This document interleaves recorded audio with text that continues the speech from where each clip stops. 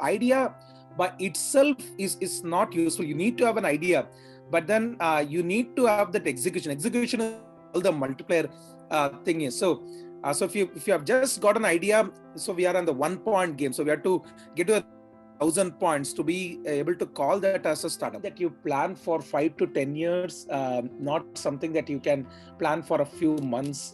It's nothing serious is going to happen in a few months time frame. So this decade might be a key decade for robotics. A range of companies from different sectors have come in. And by end of this decade, it's going to be a very interesting one. So we might be looking back and seeing that, okay, that time we didn't think of robots 10 years ago.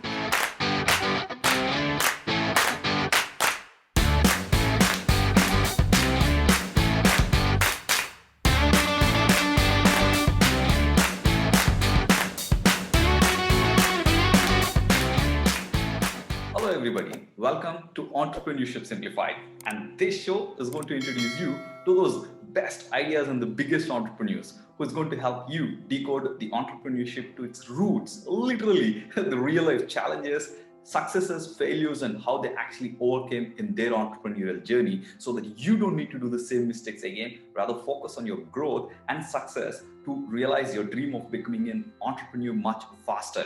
And this show is being done in association with Young Indians. Young Indians is a movement for Indian youth to converge, lead, co-create, and influence India's future.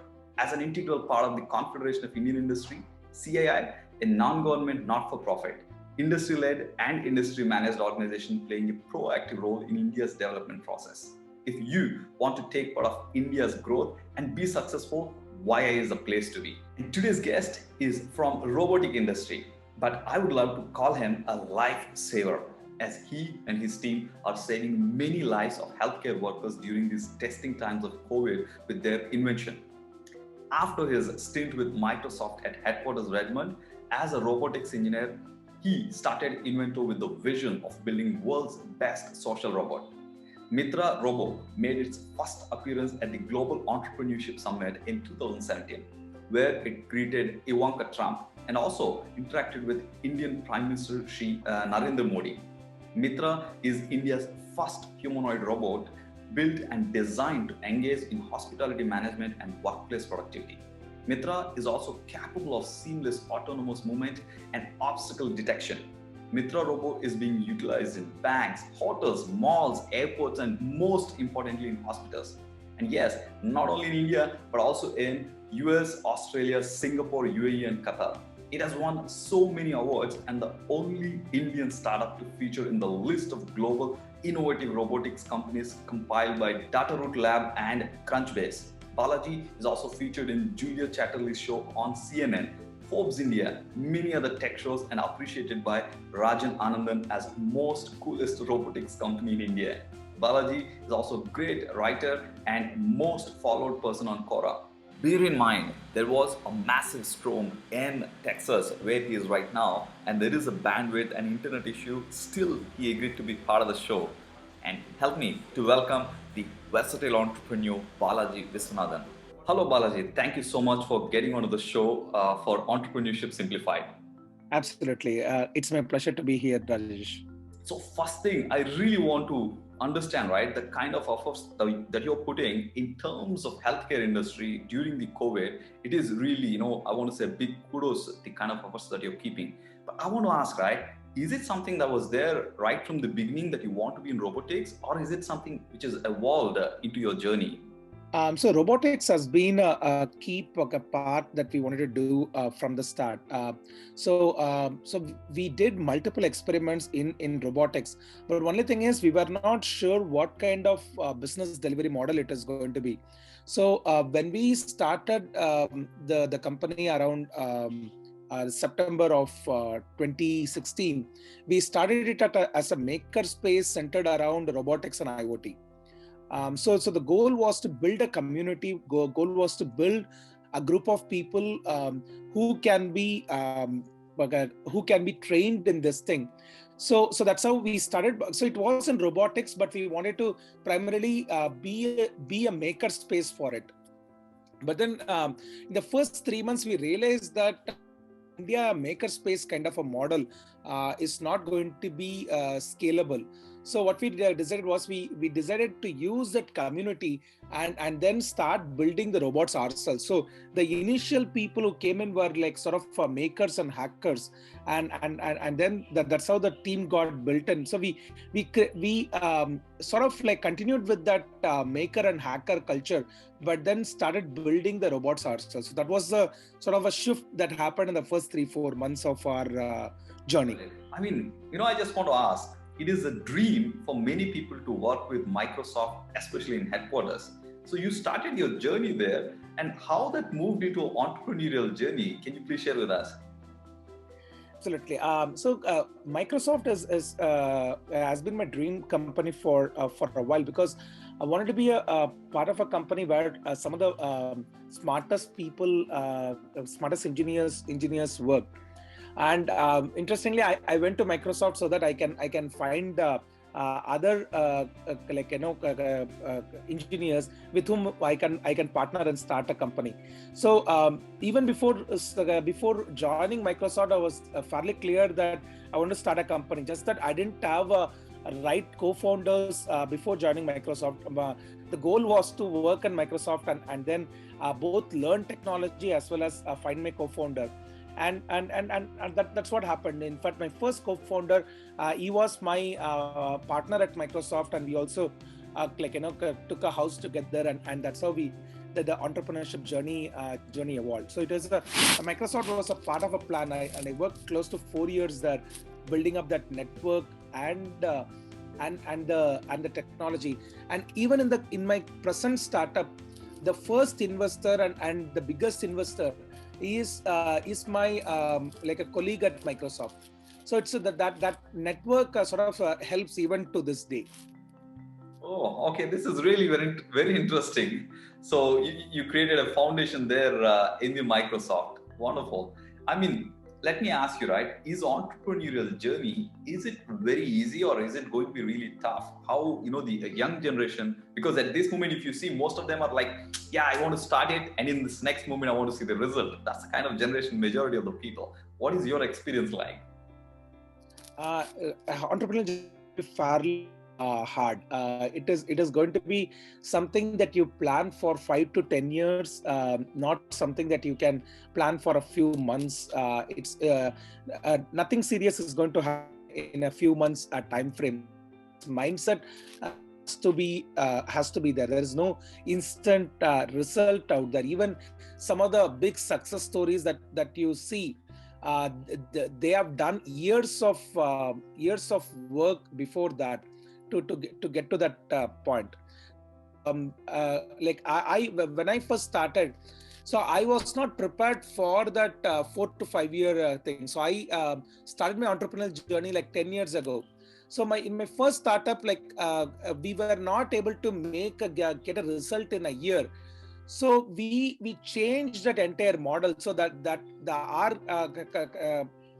company initially was like Byju's and Unacademy, but 10 years ago. So before all the edtech thing came in, but we didn't have the patience to stick on for the long term, and we pivoted and became a fintech company.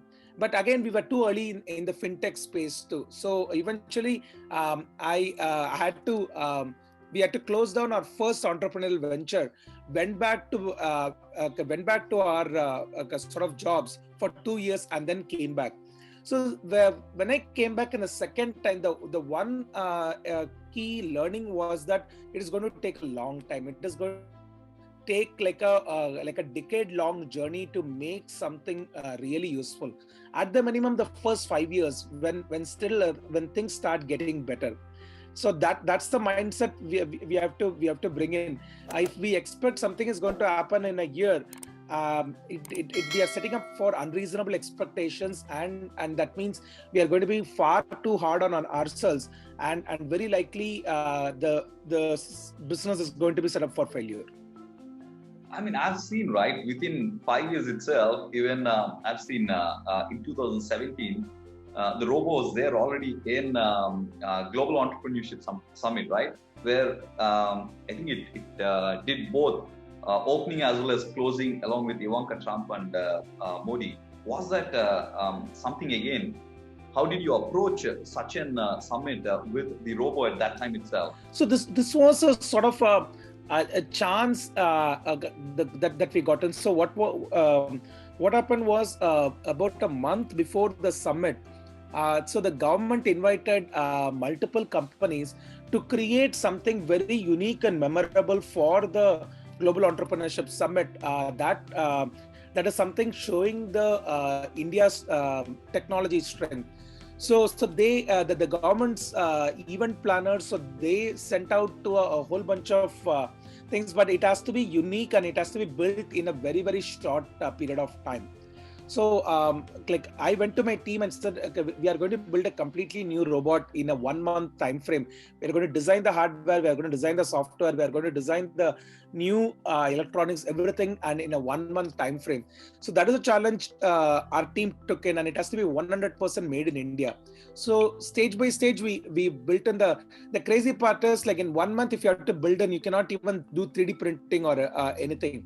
So because it's such a large robot, so we had to get on to clay modeling. Our team went into a nearby art class, and then over a weekend learned how to model clay, and then started like sculpting a whole robot from which they in clay, from which they took the mold and then built it out. So like a huge challenge that was thrown to us: in 1 month, make a complete hardware product that can be in front of the world, and the team challenge and finally made it. So that was a huge opening for us. Wow, this is so inspiring. You just took 1 month to make sure you plug in the software and hardware.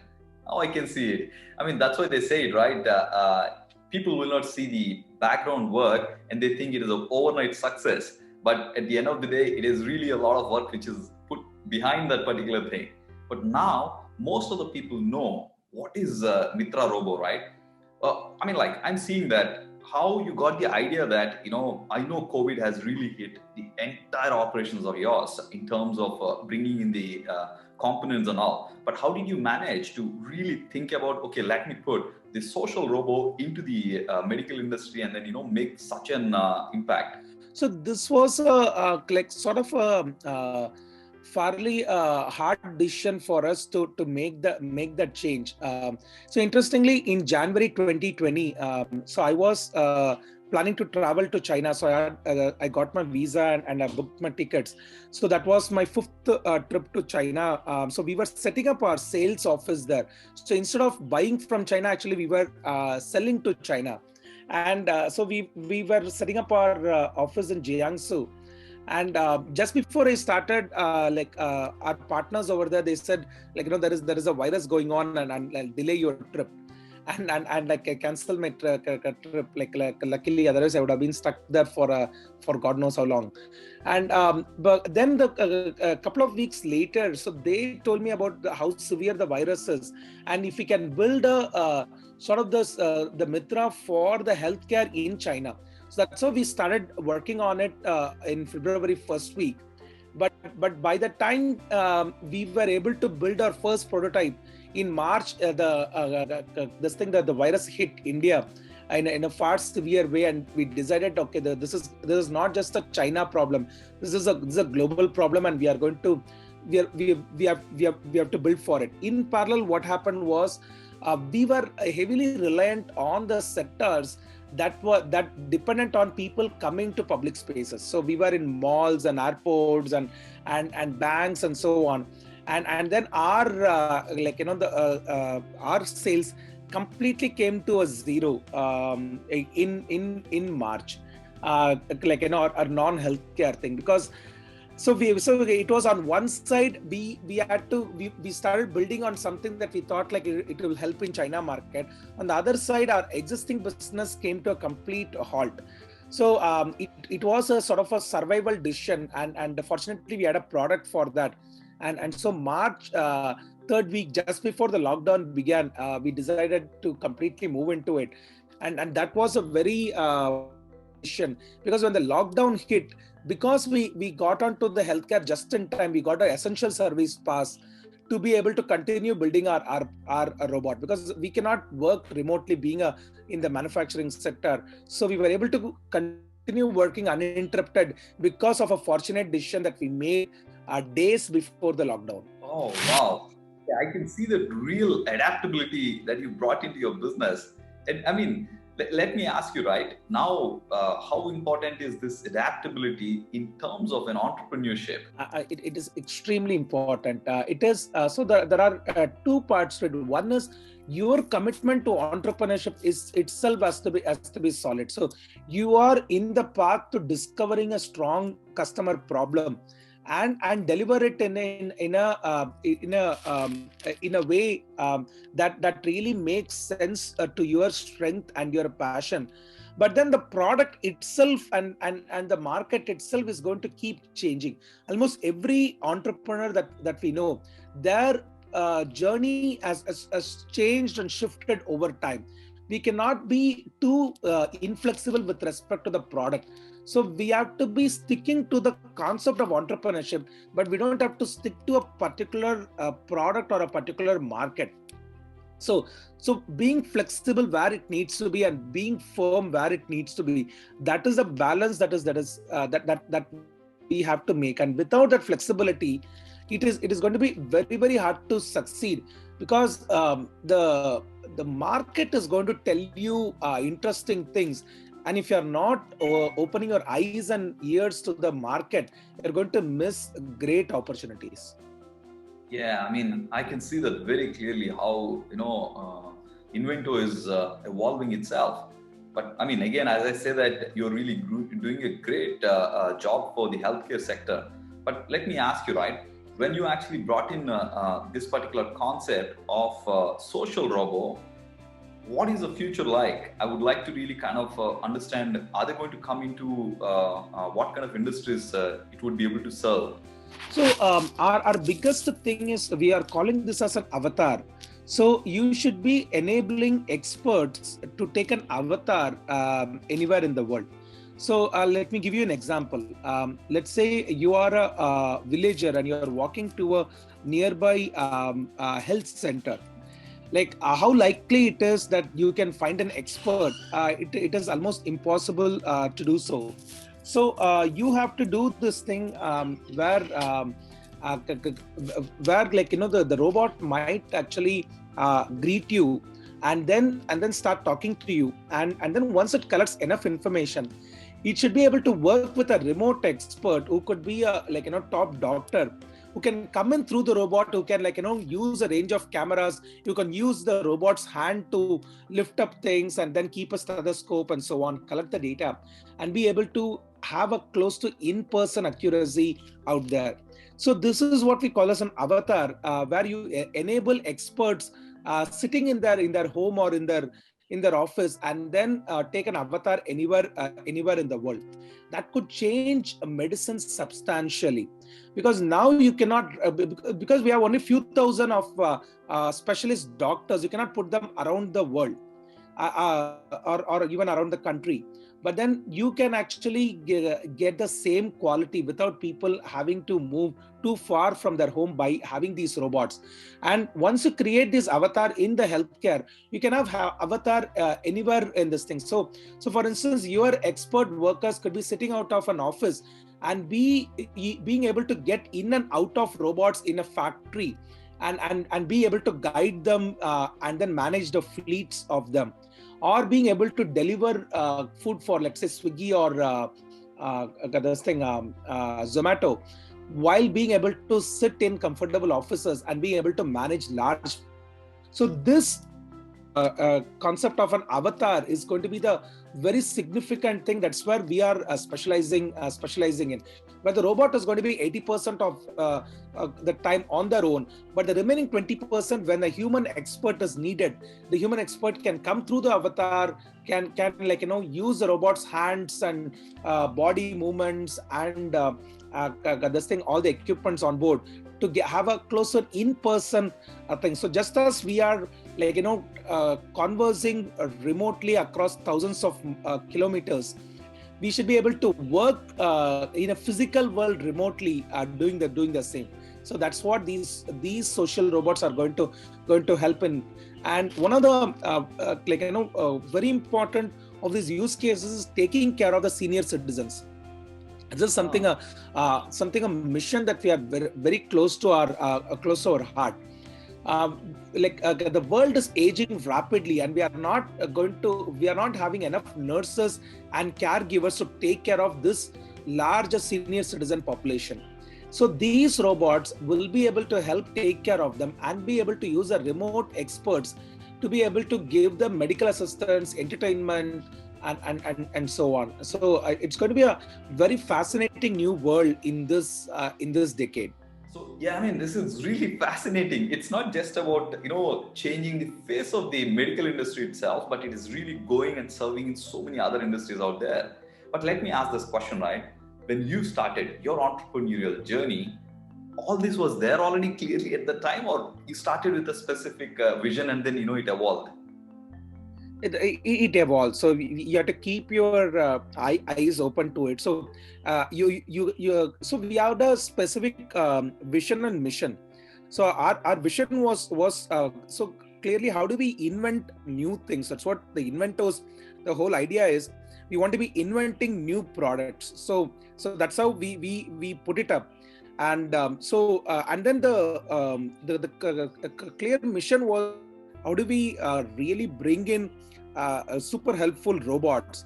But then so we were not sure whether it's going to be in healthcare, it's going to be in logistics, in somewhere else. So all those details have to be discovered. So you cannot be setting something in stone and then sticking to it. Every company evolves over time. Again, so we discovered a lot of things, and we are still discovering. It's still a discovery process, not something like that we can say that we are set right now. It's going to keep evolving, and this decade is going to be a very, very critical one for robotics, because a lot of underlying technologies have come to a level of maturity. So what we see is just as the 1980s were the decade of PCs, 1990s were for the internet, the 2000s were for the social media with Facebook, Twitter, and all those coming in and taking our thing, and 2010s for mobile phones and smartphones, where we started booking our Uber rides and ordering food on Zomato. So this decade might be a key decade for robotics. A range of companies from different sectors have come in. And by end of this decade, it's going to be a very interesting one. So we might be looking back and seeing that, okay, that time we didn't think of robots 10 years ago. It's going to be, it might be a very surprising thing. So that's what we see this decade evolving. But we have to be very, very open to our thing, which sectors are going to react faster, and some are going to react faster, some are going to react slower. So we have to keep an open mind to that. Yeah, I mean, I can see that very clearly that you're evolving, which means the vision is continue to evolve, and then entrepreneurs should be definitely ready. And another very interesting question, right? I've been part of Indian Angel Network, and I've seen your journey from being a very startup. I don't know why you're still calling yourself startup. For me, it looks like it's already a matured company. But most of the people used to come, right? When we sit in the room, they just have an idea, and then they just project saying that, hey, this is the idea, and they just plug in the numbers just by giving the population of India, and then just like that. So I just want to ask this question for majority of the entrepreneurs who are just coming out there just with an idea. How important is idea for an entrepreneurial journey, or is that enough to have an idea itself?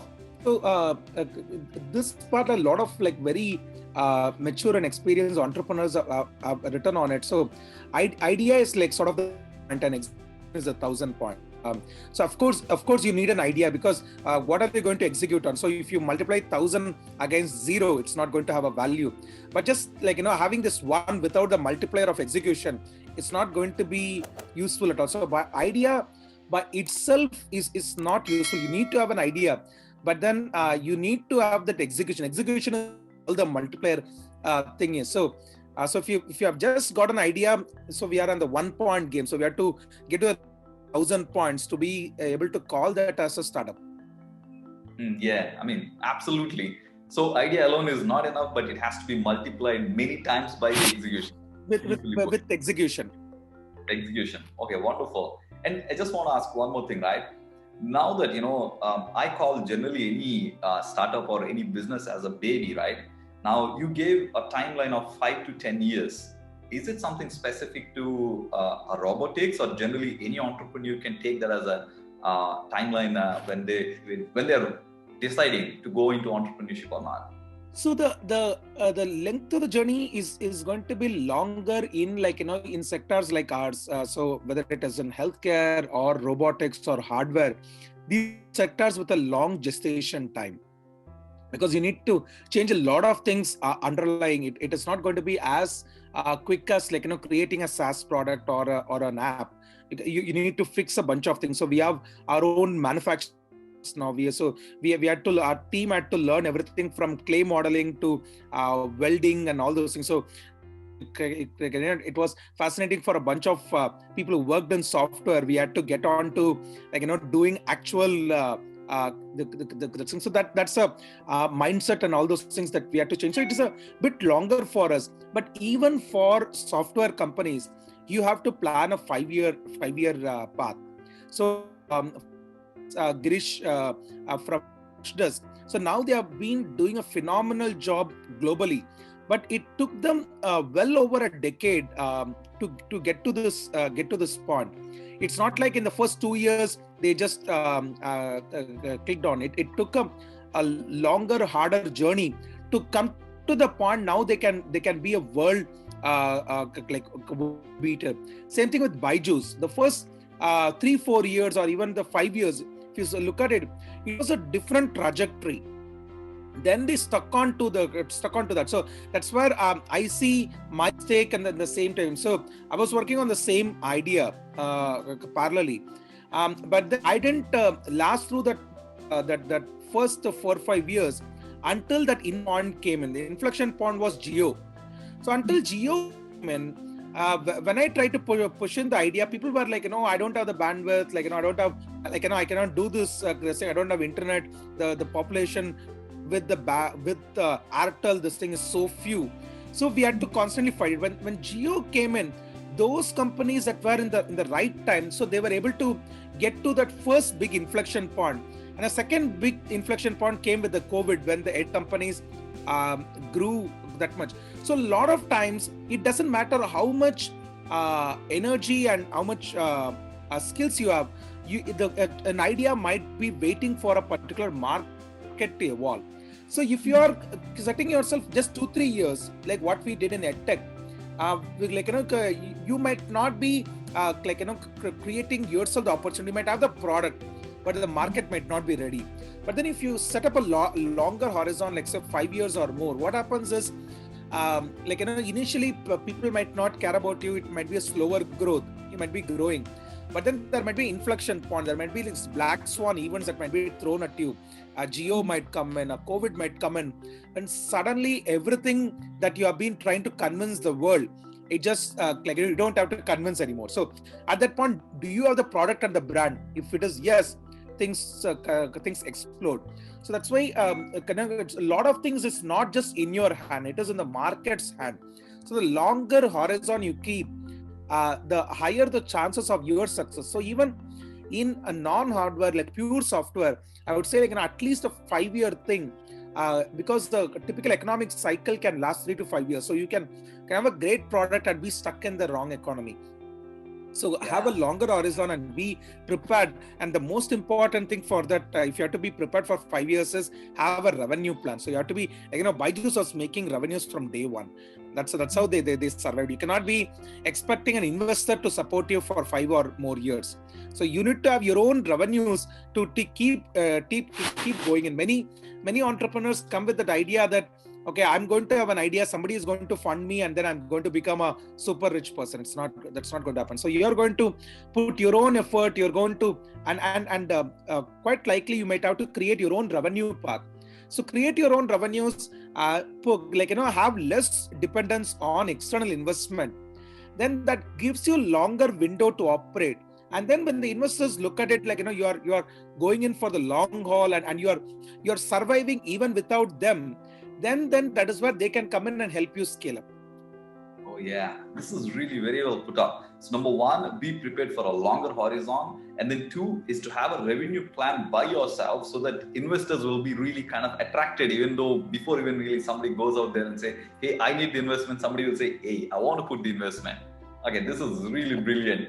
And you know, that brings me to a very, very important thing that I noticed about, Mitra Robot as well as Invento, right?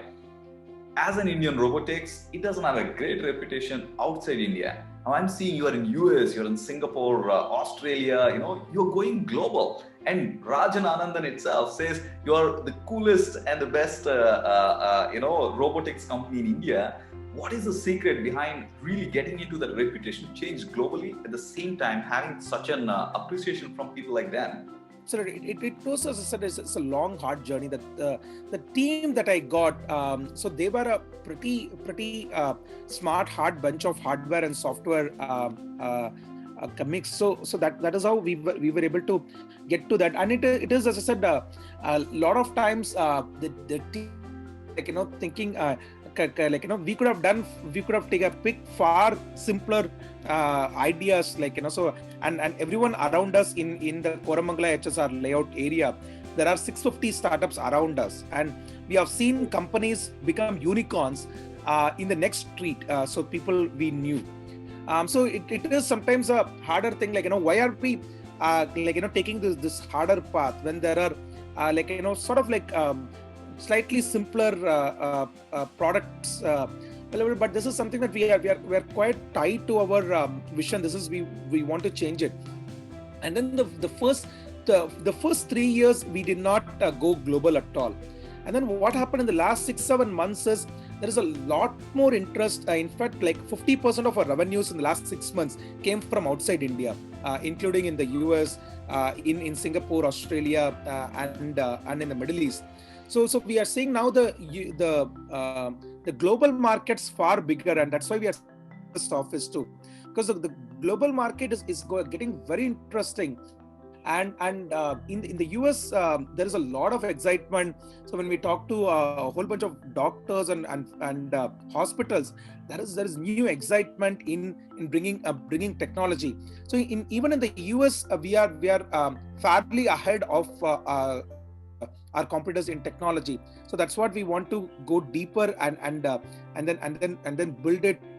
So we want to be an Indian company that is not just that is made in India, but not just made for India, but made for the world. Wow. I mean, I can see the vision, I can see the adaptability, I can see that kind of maneuvering that you were doing with the markets, right?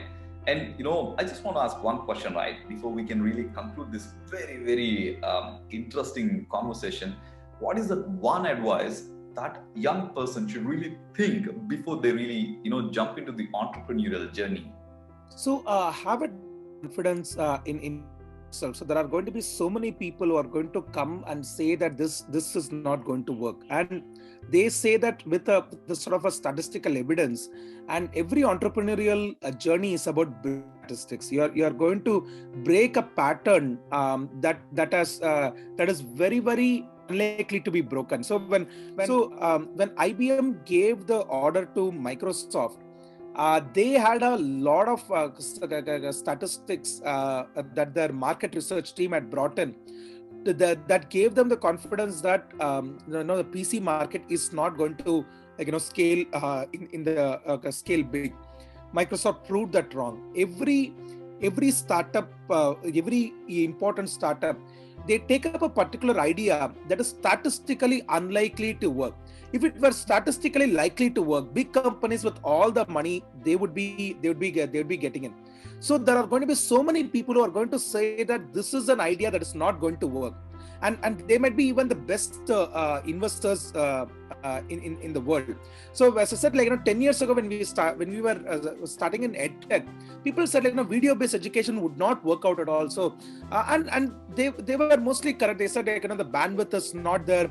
Indian public is not used to paying for content, and then people are not going to trust teacher that they meet remotely, and all those things were correct. And still the entrepreneurs came in and changed a whole bunch of things. So there are going to be investors who are going to say that this is not going to work. But then an entrepreneur's journey is to be able to prove that that is wrong, because if everybody believed that something would work, somebody else would already be working. So you are to take something that almost everyone says no, and then you have to convert that to an yes. So that conviction and this thing has to confidence has to be there, and you have to go in the long term. There is no way out of it. And sometimes you might be proven wrong, and in fact many times you might be proven wrong, but then that is when you have to still want to scale the mountain. But if you lose your own confidence, then things are not going to happen. So most startups are not killed, they commit suicide. I think this is the biggest message for the startups I have so far got. But one, have the self-confidence and then have the self-belief. Two is to be prepared for the long term and make sure that you put in the efforts and then have the revenue plan. And this is really, really, really brilliant. But I can only tell you one thing, that you young people, these are we are spending all this time to make sure that we are giving our experiences to you. It's up to you to take it and implement in your real life. And Balaji, I want to say a big thanks to you, because despite the fact that there is a huge storm in Texas, you got in tuned into this show, and I want to say a big thanks to you being part of the show. And if you people have not yet subscribed, make sure to subscribe and share with every single person out there where this message can make an impact in their lives, so that their entrepreneurial journey will become a much more fruitful and faster. Thanks Rajesh for having me on the show. Yeah, it was lovely. Yeah, thank you so much for your time. And I would say next week I will see you with another amazing entrepreneur. Till then, we say thank you and bye. Bye.